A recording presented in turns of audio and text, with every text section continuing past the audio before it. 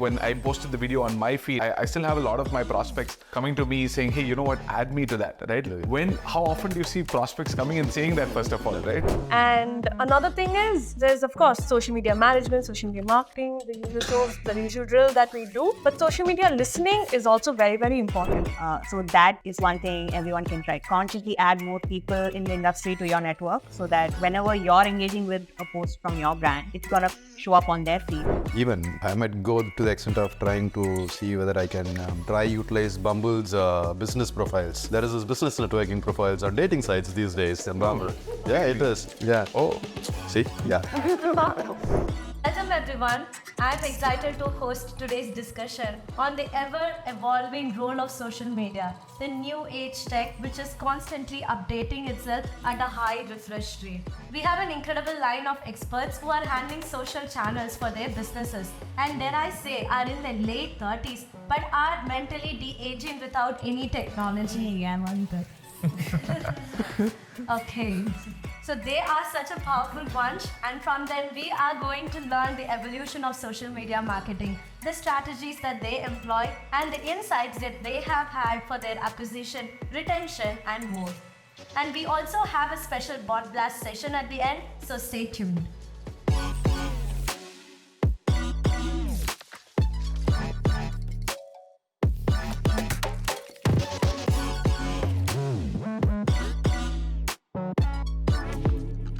Hi, I'm Ritika. Nivas, Ravichandran. Kritika. Prason. I am excited to join the social media roundtable by Zoho SalesIQ. We're going to talk about social branding and social marketing. It's a lot of fun.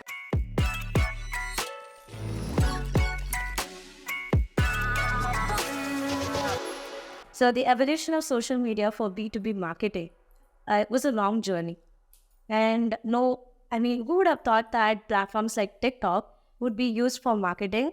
It happened and it is evolving. And we can see the rigid divide between entertainment and education being mellowed down.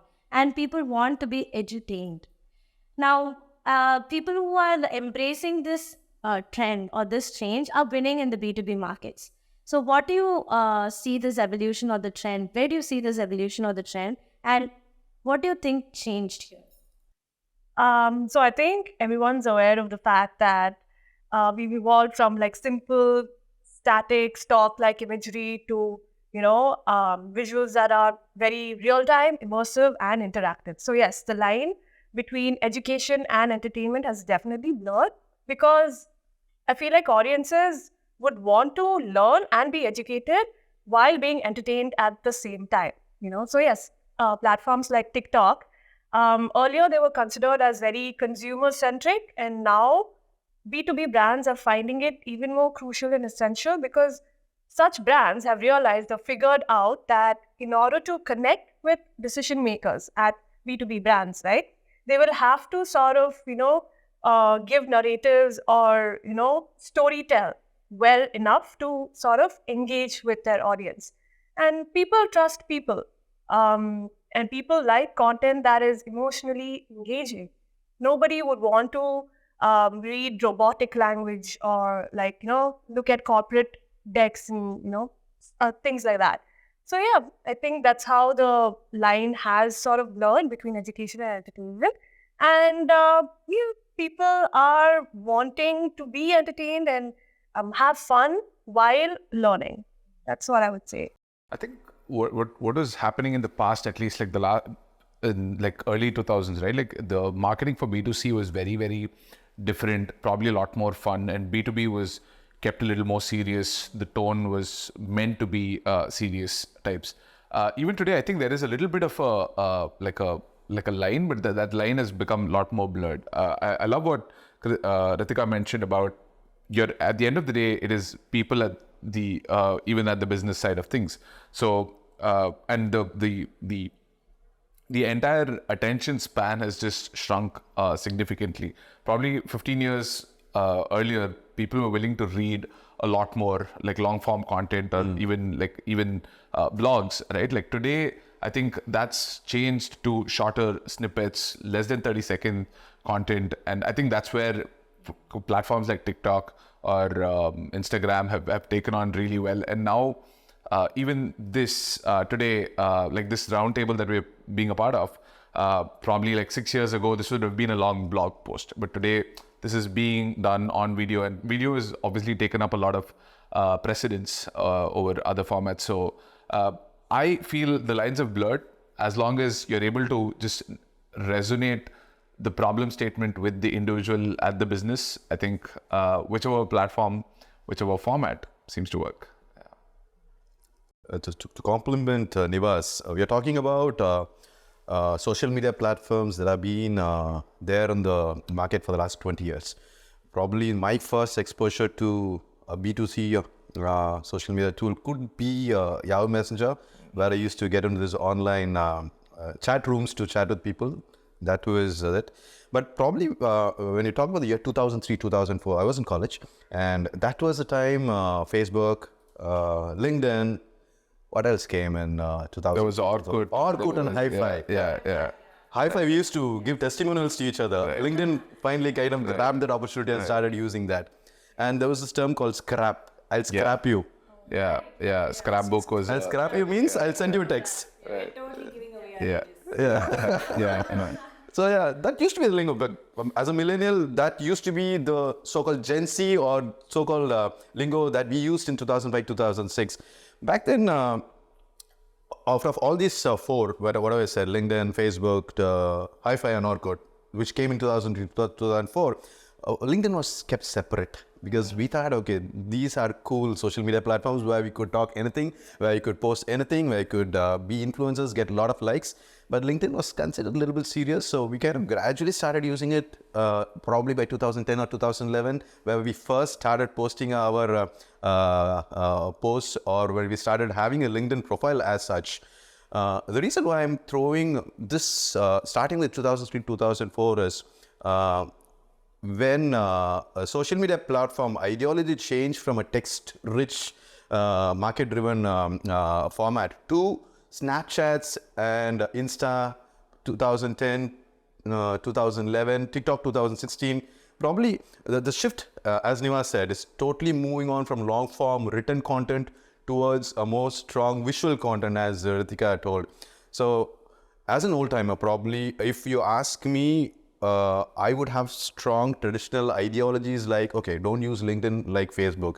But a person who's coming out of college right now, they have all these tools. Probably the tools that they use more are Instagram, Snapchat. They would try to use these tools for B2B marketing also. Because the other day I was using Snapchat.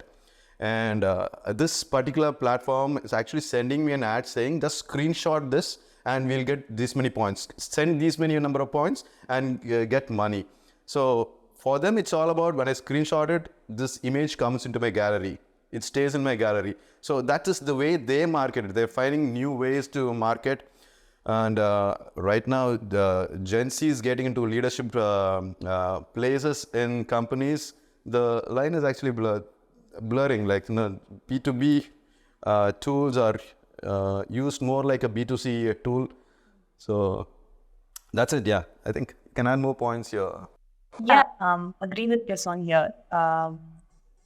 But I think it's also a little more nuanced. It's based on your industry, based on the people, and of course the generation. For Rocketlane, for example, a good balance of video and long form works.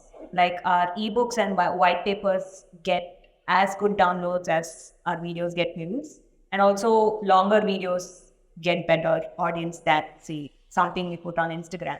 We've just started putting out educational, edutainment videos on Instagram, and we see that, for example, we have a Keeping Up with Rocketlane, which talks about the latest features. That performs really well, but it's not a short video. It's still like at least 5 minutes. You know, short is something you think 1 minute or 2 minutes. And also our podcasts are like minimum 20 minutes long, and those get enough views too. So going back to his point on the generational divide, we do have, I think our decision makers and our ICT are all early 40s, late 30s, elder millennials who probably can very easily straddle between old school and new age stuff. So yeah, I think it depends on the industry you're in, the audience you're targeting, because TikTok will definitely probably not work for Rocketlane unless younger millennials and Gen Z move up the ladder, because that is the set or demographic we're targeting. Okay, so it's safe to say that the rules of engagement are constantly changing. And I think as B2B marketers, we have to embrace this shift, right? So entertain, engage, and, educate. So that's the thing about this. So we spoke about how the lines are being mellowed down, and social media are being used for lead generation as well. I'm sure some of you are using it. A lot of brands have started using social media as a medium for lead generation. So what do you think, what strategies do you think can be used here to enhance the lead generation efforts when it comes to social media?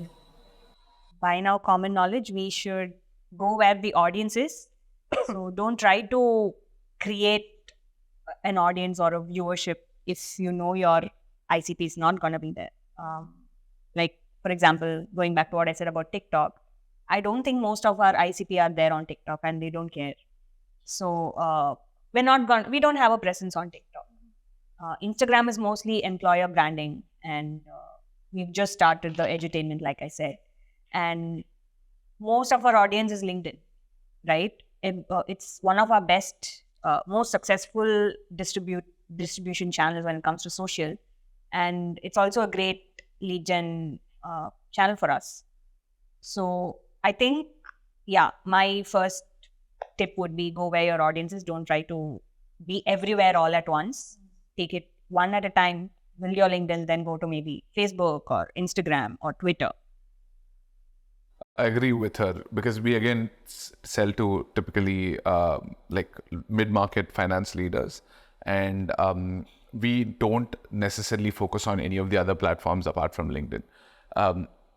So we use LinkedIn from two aspects, right? Like one is the posting of content and engaging of content, but the other is also being able to engage with them over in like messages and in-person chats and things like that.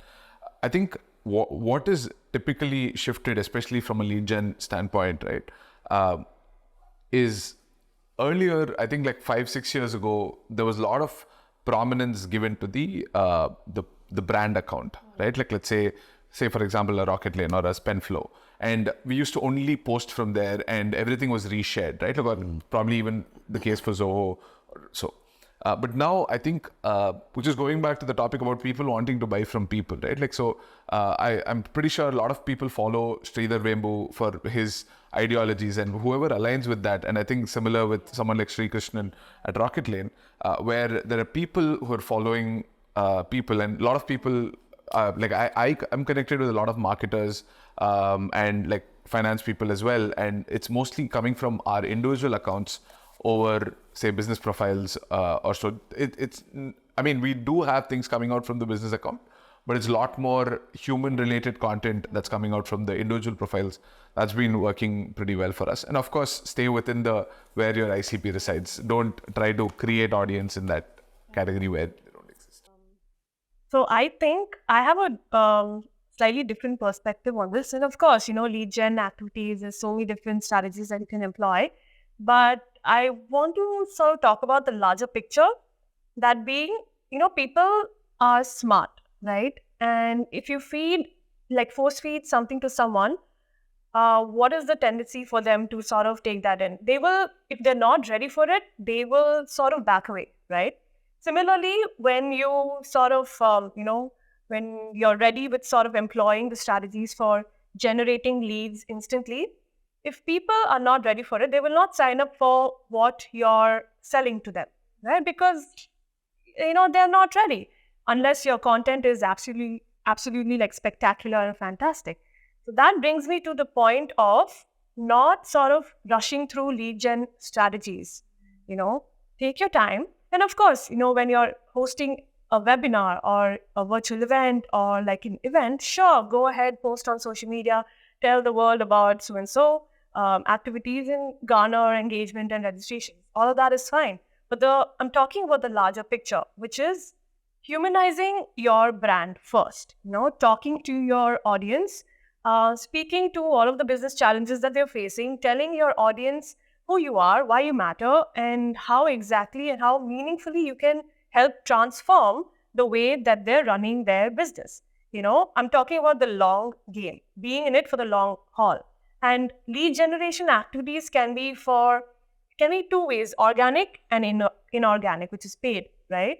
And generally, when you take the organic route, you have to be in it for the long game, right? For the long haul. It takes a long time. But if you'd like to know about, general lead gen strategies, then sure, I would say go ahead, do more road shows perhaps, or community meetups, or even if you're, running a podcast, let's say, don't talk just about your brand. Don't oversell yourself. Talk about the pain points that your audience is facing and try to bring out like valuable insights as takeaways. Yeah. First thing that I would probably look for in lead generation is removing the roadblocks. As when I approach a prospect, am I keeping resistance points for the prospect to make it difficult for them to become a customer? Am I asking too much information for them to fill? Am I using the right tools to make it easier for them? Because if I'm taking personal information from them, I kind of will make them think, am I actually in the right place too? So am I using my content in social media in the right way? Am I using just to write stuff, or am I focusing it to a particular CTA which connects back to my sign up button, which connects back to my CRM? So operationally, how tighter are we as a team is something that I would probably look at. Nivas was talking about LinkedIn. So we do as brands, as company pages, as sponsored pages, as we do post content, but how many marketers, let's put aside sales people, how many marketers use LinkedIn Sales Navigator effectively?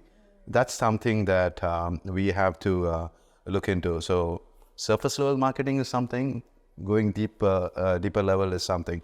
And probably I think in this session you might have a question on AI. Probably you might have it. So I'll just stop here because I reserve a continuation of this particular topic for that question that you have.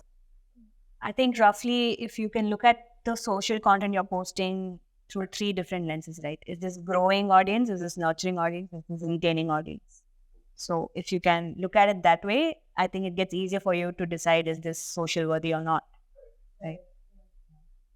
I think this is adding to that, right? Like, and sometimes social is just seen as a channel where we created something, let's distribute it, but social is never seen as the centerpiece. Yeah. I think if companies start looking social as a centerpiece and then try to plan their activities around it, I think they'll see a lot more success from lead generation or even a branding standpoint. Okay, I think I resonated with what Ritika also said about it brought me to the word of mindful marketing. Mm-hmm. I think empathizing, humanizing, and having a mindful marketing might sort of work when it comes to lead generation. Yeah. Whatever we do on social media, we are usually focusing on brand recall and recognition. And we don't, not a lot of brands focus on social media as part of nurturing or cross-selling or upselling when it comes to that. What are your thoughts on this? And can we use social media as part of nurturing customers, or can we use it for upselling or cross-selling? You want to start? Yeah. So, thank you for that question. I can think of 3 things that I want to sort of touch upon. One thing is pretty generic. It's about sort of, fostering and cultivating ongoing relationships as opposed to just focusing on, one-sided direct conversions, right? So the way you can do that is by sort of giving importance to community-led platforms like Quora, Reddit, and the like. And the reason why it's good to sort of focus on these community-led platforms is because customers over there will end up engaging with each other, talking to each other, sharing quotes, testimonials, their own success stories. And if at all they have any questions or queries, the brands themselves can be on that platform and help them out, right? It also creates a sort of sense of belonging for the customers. So based on that, I would like to say, as a brand, you pick and choose your most prominent and most active customers, right? And make them your brand evangelists or champions. And when you sort of celebrate them, they end up celebrating you in return and advocating for your brand as well. And another thing is, there's of course social media management, social media marketing, the usual drill that we do. But social media listening is also very, very important. And there are so many social media apps out there like Hootsuite, Sprout Social, Zoho Social as well, right? And over there, you can very easily create these different monitoring columns to sort of listen to what your customers are saying about you with regards to specific keywords that they're using, hashtags, they're tagging you somewhere. Listen and let them know that you are available, you can be reliable. When you respond to them, you're showing them that, hey, I'm here to help you out with whatever concerns that you may have, right? So, and that way also it sort of shows that, there's a real human behind that brand. So that's how I would say you can sort of continue nurturing and retaining your customers on social media. I think we do a lot of brand customer advocacy on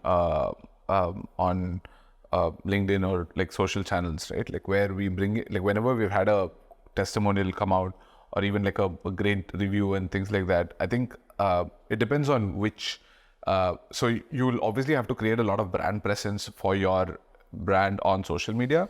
But I think depending on like how often can you post from a slightly more bottom of the funnel content, right? Like which is like say customer advocacy, speaking a lot more about your product or how Spendflo can help customers. You can mix and match, and I think it totally depends on how the brand wants to play out their tone, or sometimes the brand doesn't want to appear from a like talking about customers or anything. They just want to talk at a very high level from a brand standpoint. It depends on particularly on that front. I think we've definitely done a lot around brand presence, but also talking about the problem statement a lot more, and as well as we do a good amount of customer advocacy as well on social channels. Yeah, adding to that, while it does take time to have customers on your social media follow you for updates or maybe reach out to you, I think you do get that. Like, for example, when we post an update on socials and a user of Rocketlane is not aware, like they haven't been keeping themselves posted through in-app stuff or a product newsletter, they reach out to our CSMs anyway. Hey, I saw this on LinkedIn. How do I get this enabled for my account? So that's like validation. And just like Spendflo, I think we also put out a lot of testimonials. It's probably like the individual equivalent of one business vouching for another so that, their fellow businesses can go to that.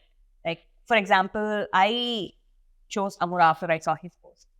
I wouldn't have done it if it was someone I didn't know or I wasn't following, right? I think it's similar to a B2B thing where, say if... Yeah. If maybe tomorrow there is a marketing tool he recommends and his G2 review appears on that page's post, I would probably be like, oh, let me check that out. I have this requirement too, right? And I think I've seen Rocketlane do this really well, and we also do it where it's not just the company's account posting these testimonials or even product launches or things like that. Customers customer testimonial videos and things like that. Even employees post. Okay. We get them to post as well. We're just trying to widen the reach because most of our, say, AEs or CSMs are actually connections with our customers, right? So even if, like, let's say the Spendflo brand page doesn't reach them, we'd ideally want them to know, right? Because I think today email deliverability has been impacted significantly after all the rules that have been deployed. And I think I honestly feel marketers just screwed it. Like, I mean, it was, we overtook the advantage of emails and we overdid it, where today it's come to a state where it's very difficult to ensure email deliverability at a large scale. And ensuring you're able to deliver the message omnipresent, right? Like, I mean, not just on one channel, but being able to convey that message wherever they are is going to be very, very critical going forward. It's all about two questions, right? Brand building is one, nurturing is another. Definitely, we have to, I'm going to stick to LinkedIn again.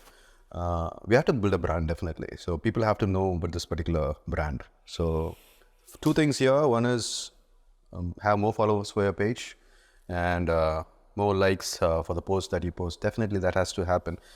But I see pages that have probably 100,000 followers, but engagement on posts will be 1 or 2. Probably that gives an idea of how bots are being used. So if you're using negative practices, better to stop it.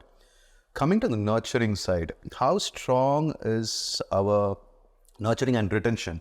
How strong is our reputation management? I've seen a lot of LinkedIn pages where customers, irate customers would have gone crazy with their comments and there wouldn't be any response there. Right. There is no feedback mechanism to the support channel. There is no proper responses in the community forums. We write content, we post content, that's it. We kind of check on some of the metrics. We go back into the loop, but how strong are we in taking the whole cycle and closing it so that customers build trust on us rather than just building the brand? How strong are we in actually providing enough to the customers? I've seen comparison pages. All of us would have drawn comparison pages. We are from different companies, so you might have a comparison page going against us. I might have a comparison page going against you. But the thing is, how transparent are we with comparison pages? We so comfortably choose features where we put all the green tick for our product and all the red marks for our competitors. Like, definitely, anyone, the educated customer or educated prospect is definitely going to know you're doing some game there. So, do we have the openness to call our shortcomings and put it upfront in the opening? So, it's somewhere we have to be transparent there. So, number one, definitely brand building has to go along with the kind of transparent trueness and the value we provide to the customer. Yeah, I like that point because I remember, I'm not able to recall which brand said this, but they were like, we are the second best product in this space. Not the first, but the second best. And they were being transparent, they were being raw and authentic and trying to build trust with that sort of messaging. So that sort of helps as well, definitely. When you talk about employee advocacy, I think as you talked about it, LinkedIn has this beautiful feature called employee advocacy. They removed it last year. Okay. So LinkedIn, makers of LinkedIn, if you're listening to this, please bring it back. We would love to have that again. Right. I think when you all talked about how now we are having this customer advocacy, employee advocacy and all of that, I personally feel like when we have these case studies or testimonials on our website, it is like a closed loop there. But when we post it on our social, it's much more, personal, or it is like, okay, we know this brand in person. And when both brands are engaging on a particular post, that sort of gives an authenticity to people who are looking at it. And another point, when he mentioned, or I think she mentioned it, where the customers are reaching out to brand via social media. So we do have this, a lot of customers take their problems or their challenges on social media as a post or even as a DM, and it is paramount that we have to address it in and be proactive in it, because that gives us that, okay, this brand, or there is a person out there who I can reach out to with this brand and they can help me. So that's sort of story we are able to create with social media, and that kind of helps with our retention, you know. So we might have come across this trend, especially on Instagram, where you comment on a post and then you get automated messages sliding through your DMs. And this is mostly predominantly used in Instagram. and with AI becoming prevalent in everywhere, how do you envision the role of AI in social media marketing? So, I think currently, or at least for the next 5 years, I don't think we can leave it all to AI, because we've all seen how ChatGPT and the other image generation tools are to job. Uh, while AI has improved efficiency and the speed of things getting done, and maybe say an automated response may put an irate customer a wee bit at ease, saying, "Okay, this complaint has been registered. I just have to wait for the response." But content-wise, I feel like with AI coming in, there's a lot less intention that I see in the content that is being put out, right? And I think intention is very, very important if you're a creator, whether you're creating for a company page or for yourself. This reminds me of this conversation I was having with a friend. We were talking about black and white movies versus current movies, and he told me about how it was very hard to go for retakes back then. So everyone were trying everything they could to get everything right in the first shot. The framing had to be perfect, the expressions had to be perfect, the dialogues had to be perfect, which means they were working so hard to get it done. They're not like, oh, this can be a retake, I can handle this, right? And another example would be all the ancient sculptures that we admire so much. There was no Control Z. They had to get the symmetry right in the first go. And I think that is what is missing if you're going to let AI take over all your creation, the entire process. I think AI works amazingly well if you have like a block. Like it's a good starting point. But even that, I think, kind of makes you intellectually a wee bit lazy. It was like, oh, yeah. I mean, you're going to think, I promise that this will go out in 4 hours. I have something here. This reads perfect. Why should I make this better? I'll just put this out. But if any of us went and read any marketing blog from the pre-GPT era, and now, you will definitely love what came before the AI. So I think AI is not there yet where we can fully depend on it. We do need a human to like come in and say, have an editorial look at it and say, this is not great, or basically someone with good taste, which is why I think we still need humans on the marketing team and say, this is not there yet. This is not great work. I want to make this better. It's a conscious decision, for example, on Rocketlane part, not to use AI art, because we have amazing in-house designers, marketing designers, and all of them are aligned on the fact that they will not depend on AI unless it's like a very, very something they wouldn't mind letting go, and it'll still be good enough by their standards, not like by the general audience standards. We're not looking at, will the general audience notice, is this AI or not? It's, am I happy with this going out in my name, right? And I think that's a great way to look at it. Okay. We use the AI in our designs. We do as well. Yeah, that's okay. So, for example, this frame that we are having, if this video goes live, if we don't need these 5 glasses, we remove it. We probably might place a dog there, so as a thumbnail. So we do that. Yeah. When you talk about AI here, we're talking about how it is used in social media. I'm going to talk about the back-end work that happens before it goes live on social media. 2 things here. One is hunting, one is farming. When you talk about hunting, there are tools right now which I'm trying to utilize this. I've not kind of, mastered it yet, which can be plugged into your CRM. It kind of, looks at your ideal customer profile and finds out similar profiles for you.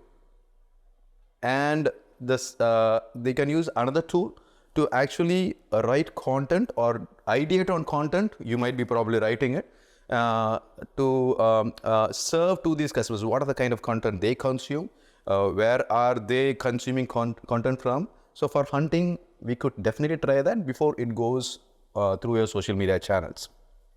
Second, farming. When you talk about retention, this is where we can use AI brilliantly. Basically, for the predictive analytic angle,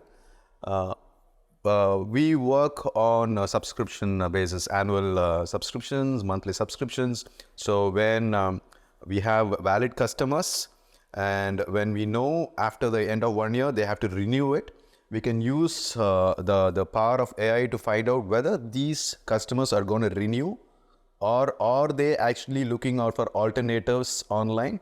So this is a beautiful thing that we could use to retain customers. So yes, we can use AI in a powerful manner, but how we use it and how we take it to the front, it's totally a creative ballgame. I think I'll agree with Kirthika on a lot of fronts, right? Like where AI on its own, I will not entirely leave it to it, but I think it's a great enabler because I've had, like unless and until you have contextual, like I think the humans still today hold a slightly stronger contextual knowledge of like who are you speaking to, what sort of message and things like that. And only if it, like, let's say even from a ChatGPT standpoint, right? Like if I'm able to give it certain themes, and just like how probably 10 years ago, you need to know how to do a great Google search. Today, you probably are expected to know how to write a great prompt, right? Like, and if you're able to get the best out of it, even then it's not perfect, but it's just that it helps you probably do some of the grunt work that was probably done manually earlier, right? We do use designs from like an AI. We use Firefly for generating certain blog images or things that we just don't want to, like just trying to get it at scale. We still put a lot of effort in writing it, but sometimes we're like, hey, you know what? Can this be done from an AI standpoint? And we'd rather go with it. But I think from a large standpoint, I'll not entirely depend on it, but I think it's a great tool today to save a lot of the grunt work and be able to scale. I think I'll also speak from an early stage, super early stage company, right? Like from a founder who wants to keep posting on social, right? Like they probably don't have a content writer, they don't have a content marketer, and a lot of them still today have the inhibition to be able to create content, put out content, right? This thing. They have a lot of insights on their particular industry, and I've had founders reach out to me saying, hey, you know what, I want to, they look at my LinkedIn post and they'll be like, hey, how do I create something similar? I'll be like, yeah, early, like probably 3 years before it was very hard. I used to tell them saying, you know what, find an intern or find a content writer to begin with because they're very early stage. But today, I think what they've done is they've leveraged ChatGPT. In fact, a beautiful thing is, let's say, say you hear someone speak like a large thought leader, give it to ChatGPT and say, you know what, give me 50 themes to write out of this. Instead of you putting your thinking hat and being able to come up with those 50 ideas, if ChatGPT is able to come up with that, and then you can vet it again, saying, you know what, 30 of them sound great, 20 of them sound like junk, then just eliminate. So I think it's a super powerful enabler. I think it's going to change a lot of things because, the way it's progressing. But obviously, the amount of human intervention today is probably like, I'm going to say 30-40%, but I think that's going to shrink even further is my observation from it. I agree with everything that all of you have said, especially, the not removing the human element part of it from creating content and whatnot, right? Because that is what is raw and very authentic and genuine. That is something that our audience can relate with. And even when it comes to AI and ChatGPT, right? Like, I'm sure a lot of humans have fed information to it. That's why it's able to generate whatever it's generating, right? And I know a lot of people also look at AI as, more than automating tasks and whatnot, they look at AI as a co-creator, and that is okay.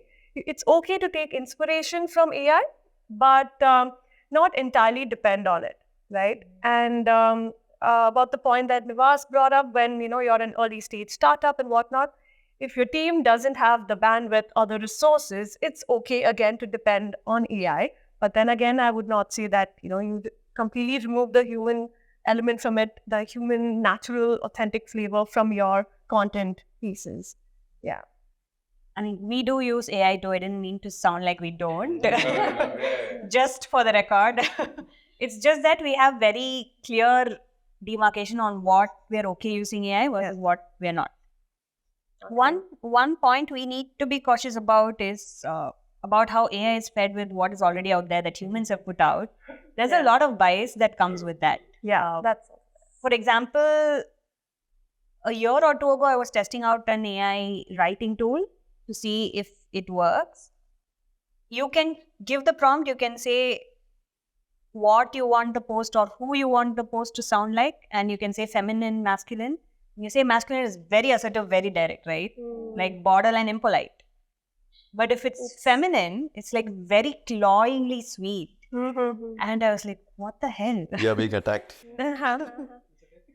I don't think that's an attack. I'm just playing. Yeah. It was just, the bias was just there. And I think it comes down to how you're training the AI, what you're training the AI with. So I think you don't need, even though you have humans, you need humans who can think of that also. Like, how am I sounding to the world? Because you're going to sound like the brand. You're writing for the brand. Is it okay that the brand sounds like this? Correct. Right? Okay, so I'm not sure how many of you are fans of Iron Man. So when I saw that movie and how Iron Man and Jarvis had that sort of a relationship, I was, very admiring it. I loved how they have portrayed it. And when ChatGPT and all of this AI buses come, I felt like I have my own Jarvis, who I can always reach out to. He is or she is always there for me. So that's sort of a feeling. I'm very, pro-tech, if I can say that. So AI is definitely going to be there. It is not the future. It is actually the present that we are living in. So, yeah. Creating social media posts requires a lot of effort from our side, even though we have AI to aid us. And it depends on the engagement that we get for these posts. And once we get the engagement, then the algorithm works in our favor. Now, a lot of B2B companies struggle with this sort of engagement. How do you think B2B companies can overcome this and get that sort of engagement going for their brand? And any new experiment that you are trying or have ideas to try for your brands? To answer this, first, to engage with customers, we have to believe in ourselves. Most of us would have handled social media accounts for our pages. How many of us, after posting that post on social media, let's again take the case of LinkedIn, would have gone and liked that post using our personal accounts? Yeah. So usually we use our brand account, post it, done. We want others to come and like our posts. So it should start from us. It should start from our team. How many of our team members are liking it? Then we could probably go at looking at people outside liking it. We at Zoho Cliq, we have kind of got a couple of influencers who have got 30,000, 40,000 followers. What we do is we immediately, as soon as we post, we ask them to come and like it or engage with that. So it goes to their circle of followers, so we get more visibility to the posts. That's number one. And second question that you asked was, what are the... Any new experiment that you are trying or want to try that you are yet to try? With social media, we transitioned our brand design from 2D images to 3D images. Then we tried using stock images. But yeah, cost incurred.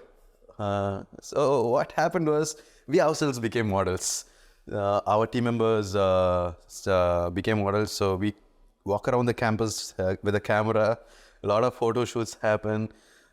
We use AI to beautify those images. So if you see Zoho Cliq's blog banners or social media posts, you could see a lot of our faces again there. So it helps us because people who post for photos, they come and engage first. I'm just talking about the inner circle who engage with posts, which takes it to the broader spectrum as it creates a ripple and takes it outside. Third is about what we post, how we post.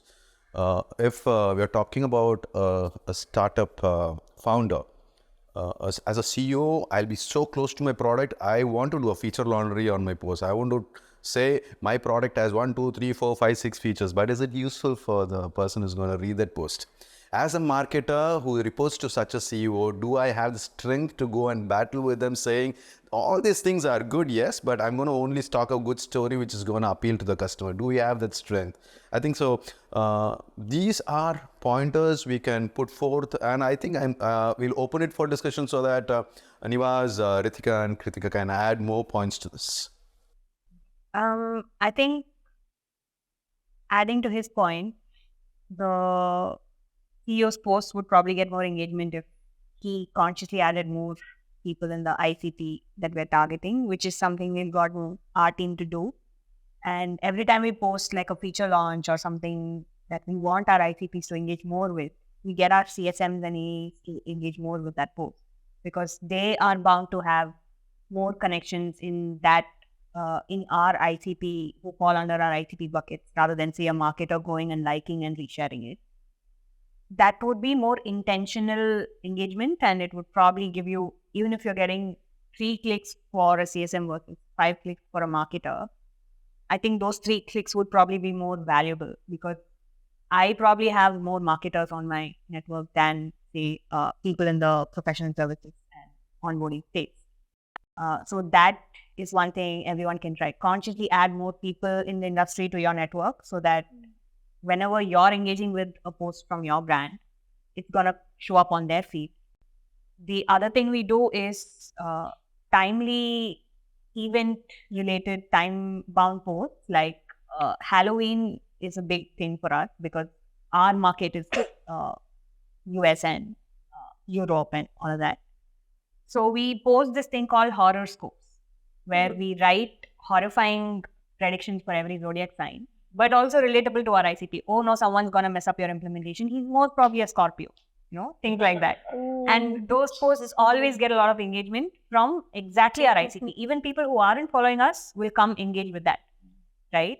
So that is a leaf we took out of the typical D2C marketing playbook. Catching on to trends, time-bound posts. It's worked for us. Not always, but for the most part, has worked for us. I think at Spendflo, we do a lot of in-person events, right? And just not just promoting the event, but I think what's really worked is, I think just going back to the fundamental thing around people want to see people and people want to see faces, right? I think Rocketlane does a good job of putting out like features with a face, like someone speaking, right? It's not just like an AI spoken video or like a bot spoken video.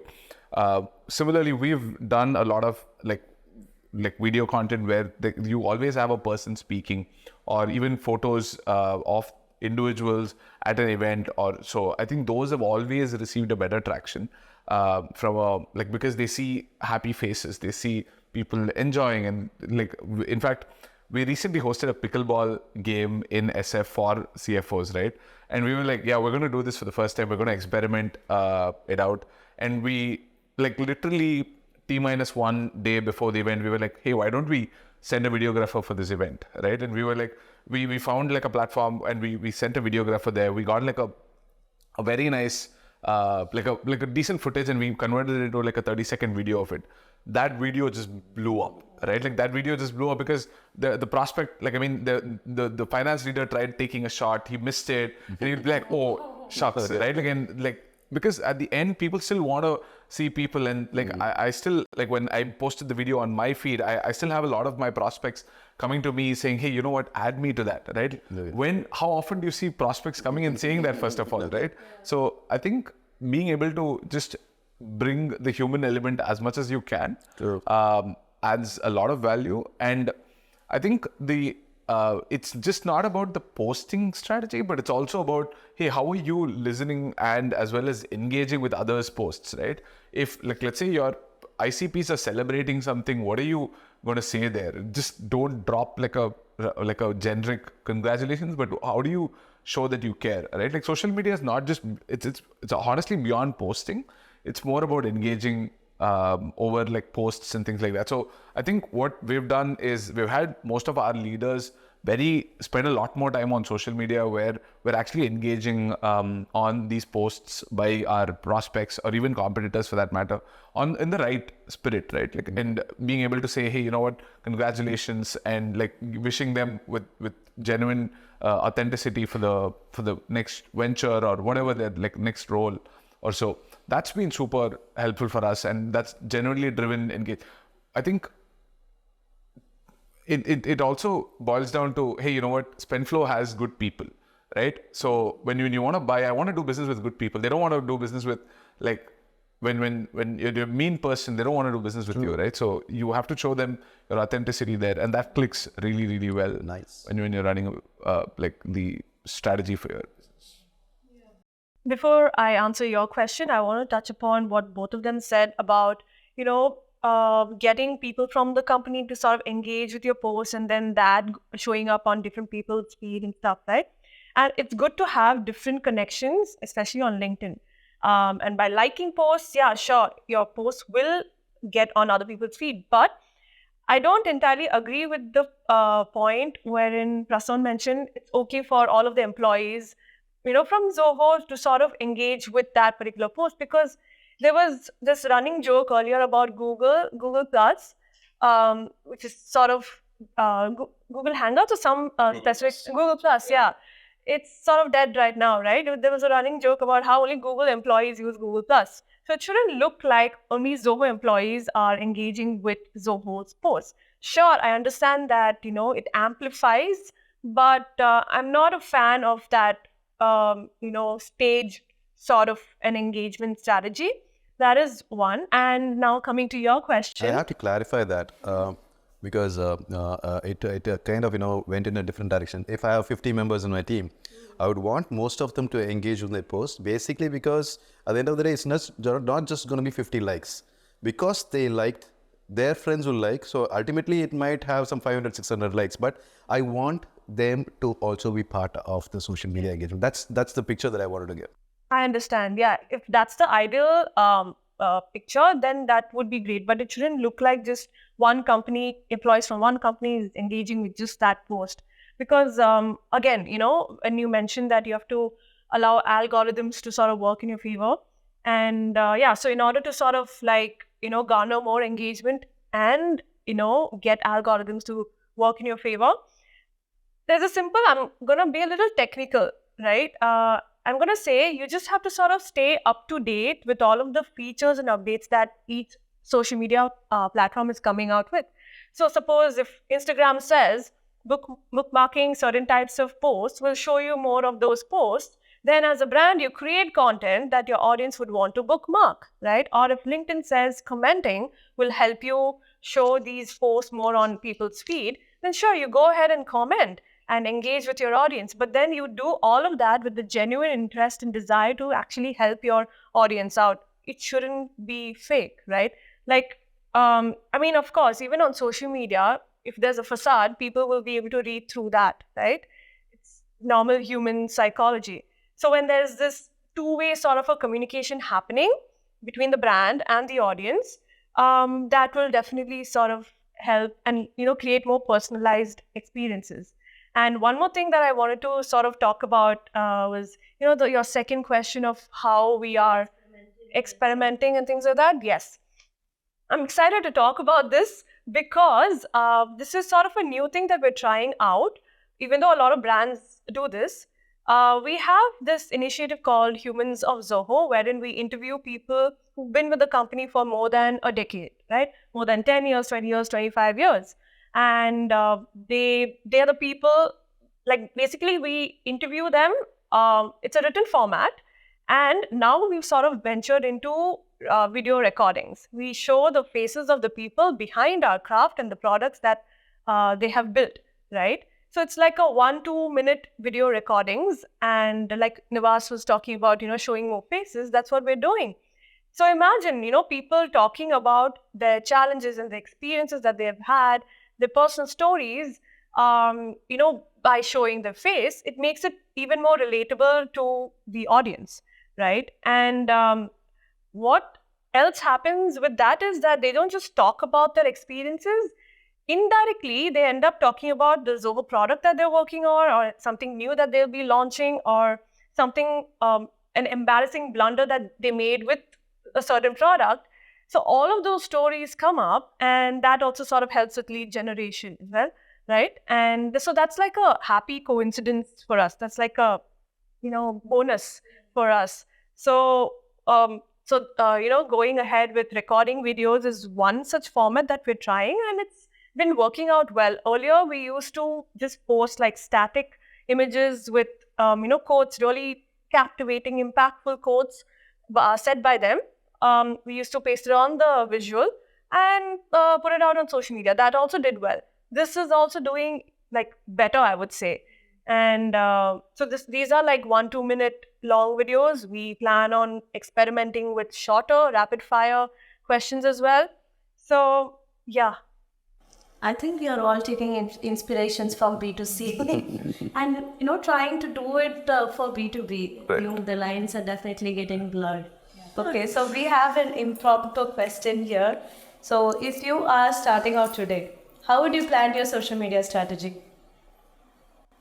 I think today we are. We're not a very old brand. Like we've just been around for 2 to 3 years.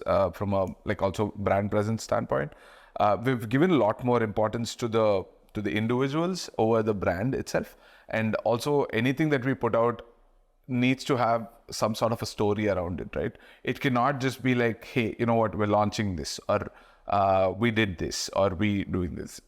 If people love stories, people love people.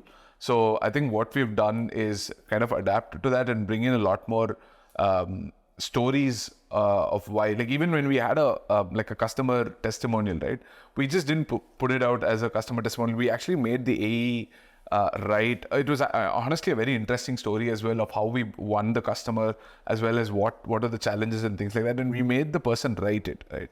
All his prospects as well as friends were actually very keen to understand the amount of effort that went into it. So there was a human story to it, and they were able to buy to that rather than just saying, oh, okay, you know what, we had a so and so brand loves us, right? Like that I think that stopped selling today, because anyone can have you can have a brand and you can put that out as a customer, but you don't know how happy they are and what sort of a story they resonate with.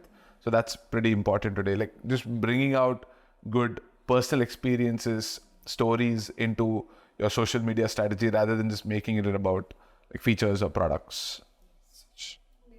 I think, so what I would do differently is, again, the same 3 lenses I mentioned earlier, which is look at the content we put on social media look at it as 3 buckets: grow, nurture, retain. Earlier, we just wanted to keep posting, let the world know there is a page called Rocketlane. But if we had been a lot more intentional about the 3 buckets, I think we would have grown faster. That is one. The other is any piece of content we produce, we're also thinking of baking the social part into it. Like if we create a video, we think this can be a snippet we post out there. This can be turned into a blog. And a blog can be turned into a carousel. A podcast can be a snippet, a summary, right? So maybe right off the bat, if we had started baking in the social part, we'd have ramped up faster than we already did. So those are 2 things I would do differently. I'll take the same piece, the 3 buckets, and use it to make my product known everywhere. As in, not restrict to a few channels like LinkedIn, Instagram, Twitter. We try this right now. So if I have to start right now, I use this particular idea just because whatever images that we design, it all goes into the Pinterest profile with backlinks to our pages, to the sign-up pages that we have. So even I might go to the extent of trying to see whether I can try utilize Bumble's business profiles. There is this business networking profiles on dating sites these days. And Bumble. Yeah, it is. Yeah. Yeah. Yeah. Oh, see? Yeah. So yeah. Yeah. B2B again. It's going crazy. So rather than restricting myself to only 4, 5, 6 platforms, trying out and spreading the net wider so that the name resonates and spreads everywhere? I think I would study each social media platform well, understand what kind of audience is on the platform, and accordingly create content. Like for Instagram, like in this day and age, I think reels are doing really well. So again, you have to work alongside the algorithm, right? So you have to get into the technical aspects of it and keep up with all the features that are coming out on each social media platform. LinkedIn, again, a little bit more sophistication, a professional sort of a talk.